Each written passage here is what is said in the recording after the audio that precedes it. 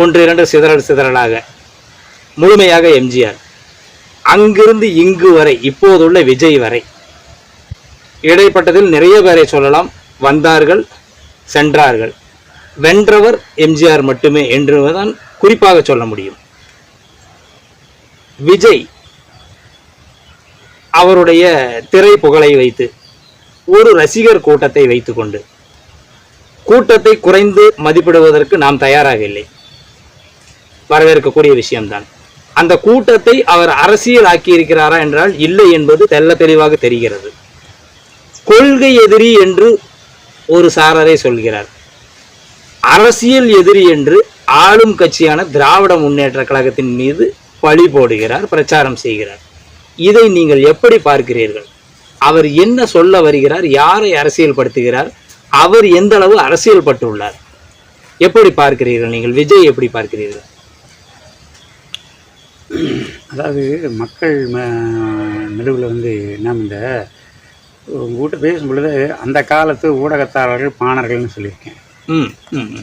அதாவது என்ன அப்படின்னு கேட்டிங்கன்னா, மக்களை வந்துக்கிட்டு இது பண்ணுறதுக்கு எவ்வளோ இசைக்கருவிகளோடு போனாங்க. மெய்ப்பாட்டியல் அப்படிங்கிற ஒரு இதுவே வந்து தொல்காப்பியத்தை வச்சுருக்கு. அழுகை,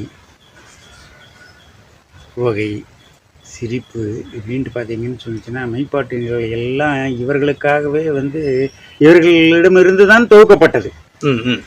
அதாவது இப்போ என்ன இருக்குது அப்படின்னு கேட்டிங்கன்னா,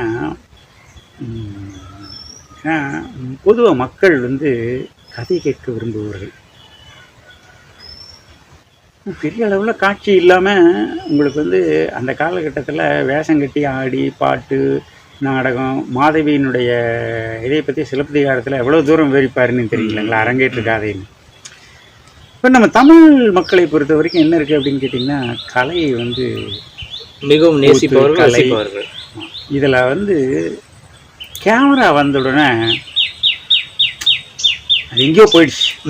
ஒரே வார்த்தையில் சொல்லிச்சுன்னா, நீங்கள் வந்து கேமரா பேசுகிறது, இந்த கேமரா பேசுகிறது இதை வந்து அரசியலில் எனக்கு மட்டும் சென்சார் இல்லைன்னா ஒரு ஆண்டுகள்லேயே என்னமோ நான் வந்து திராவிட நாட்டை வாங்கி விடுவேன்னு அண்ணா சொன்னார் இல்லைங்களா.